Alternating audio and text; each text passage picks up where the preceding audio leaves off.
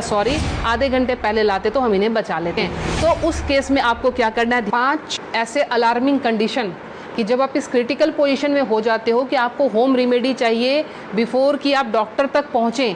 आप कुछ ऐसा उपचार क्या करें जिससे हम पेशेंट को हॉस्पिटल तक बहुत अच्छे से पहुंचा सकें और उसको आगे का जो है प्रोसेस ट्रीटमेंट का दे सकें। हाई बीपी के पेशेंट हर घर में हैं, तो उनके रात के टाइम 12 बजे के बाद और 4 बजे के पहले जो है हार्ट पेशेंट का एक बार स्ट्रोक लेना बहुत ही कॉमन होता है डेली के रूटीन में, कि आप जब तक उसको डॉक्टर के पास ले जाते हैं, डॉक्टर कहता है सॉरी, आधे घंटे पहले लाते तो हम इन्हें बचा लेते। तो वो टाइम स्पैम आपको कैसे बढ़ाना है ताकि हम मरीज को ट्रीटमेंट दे सकें। तो उस केस में आपको क्या करना है, ध्यान रखें, ये जो हमारे फिंगर्स के सामने ये नाखून जो मैं पॉइंट कर रही हूँ, इस पॉइंट को आप लोकेट करके ध्यान से देखें, ये हमारे बाइलेटरल है, मतलब दोनों ही हाथों की उंगलियों पे हम इसको इस्तेमाल कर सकते हैं। जब भी आपको लगे कि कोई पेशेंट बिल्कुल उसका जो है बीपी बहुत हाई चला गया है और आपको डॉक्टर तक जाने के पहले अगर उसको स्ट्रोक ना आ जाए, लाइफ उसकी खत्म होने से बचाने के लिए आपको सिंपली क्या करना है, आप कोई भी पिन ले लेंगे। पिन लेके आप उसको सिंपल कि जिस तरह से हमने पिन लिया, आप घर में सेफ्टी पिन ले सकते हैं, क्योंकि उसको थोड़ा सा आपने डिटॉल या उसे स्टरलाइज कर लेंगे। स्टरलाइज करने के बाद सिंपल आप यहाँ पे प्रिक करेंगे और प्रिक करके यहाँ से आप थोड़ा सा ब्लड जो है इस तरह से 5 to 10 ड्रॉप्स इस तरह से निकाल देंगे। ये ध्यान रखें, ये बहुत ही इमरजेंसी केस है और ये करते ही आपके पास पेशेंट के लिए एटलीस्ट 3 से 4 घंटे मिल जाएंगे कि आप उसको डॉक्टर तक सेफली पहुँचा सकते हैं और वहाँ उसको ट्रीटमेंट मिल सकता है। दूसरा काम, अगर ये भी करने की हिम्मत आप में नहीं है, फ्रिज का ठंडा दूध 1 गिलास उस पेशेंट को पिला दें। ठंडा दूध पिलाते ही आपके पास ड्यूरेशन बढ़ जाएगी, आप 2 घंटे तक हॉस्पिटल के अंदर उनको लेके आप जा सकते हैं। ध्यान रखें।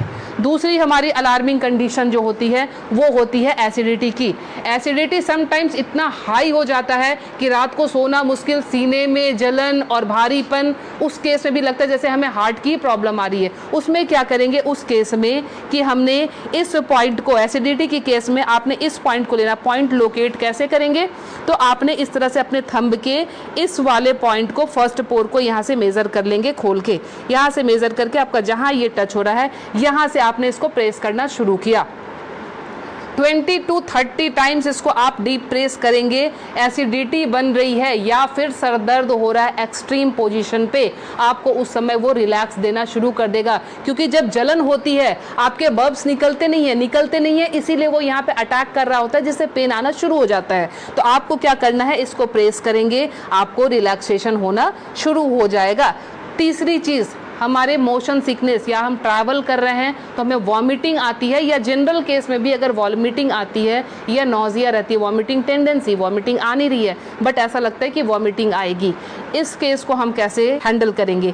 आप अपने ये रिस्ट के क्रीज ले लें। ये रिस्ट के क्रीज आपको दिख रहे हैं, इस क्रीज से, ये जो क्रीज हमारी बनी हुई है, इस क्रीज से अपने ही फिंगर को रखना है। ध्यान रखना है, अपने फिंगर के 2 फिंगर को रखना है। इसके बाद ये पॉइंट जहाँ पे आता है इसको आप लोकेट करेंगे और ध्यान से देखें, यहाँ पे 2 आर्टरी आ रही होती है। आप जब फील करेंगे 2 आर्टरी के बीच में, ये यहाँ पे आपको इस पॉइंट को अब दबाना शुरू कर देना है। अगर आप इसको तेज दबाएंगे, इमीडिएटली आपके वॉमिटिंग टेंडेंसी जो है वो वहीं स्टॉप हो जाएगी और ये आपके मोशन सिकनेस में भी काम करेगा। कहीं आप ट्रैवलिंग में जा रहे हैं तो वहाँ ये काम करेगा। अब मोशन सिकनेस को रोकने के लिए घरेलू उपाय क्या करें। पुराने ज़माने में ध्यान है आपको 10 पैसे के और 5 पैसे के सिक्के मिलते थे। वो सिक्के अगर आपके पास हैं तो सिक्के को सिर्फ मुंह में रख लेना है, कुछ नहीं करना है। वो रख के, या पान के पत्ते, ध्यान रखें मैं पान खाने की बात नहीं कर रही हूँ, उसमें गुलकंद और वो सब मिलाने की, मैं सिर्फ कह रही हूँ पान के पत्ते, वो आप चबाते हुए चले जाएंगे, आपका मोशन सिकनेस जो है वो कंट्रोल हो जाएगा। तीसरी चीज़ जो आती है एलर्जिक अस्थमा की, मतलब एक ही आपको स्ट्रोक आया और आपके जो है बिल्कुल सांसें फूलनी शुरू हो गई, सांस नहीं आ रही है, हेवीनेस आ रही है, उस केस में आप क्या करेंगे, अपने नाक को खोलने के लिए, ताकि ब्रीदिंग आपकी एकाएक स्टार्ट हो जाए, आप अपने हाथ को लेंगे और इस तरह से नाक को सटाएंगे।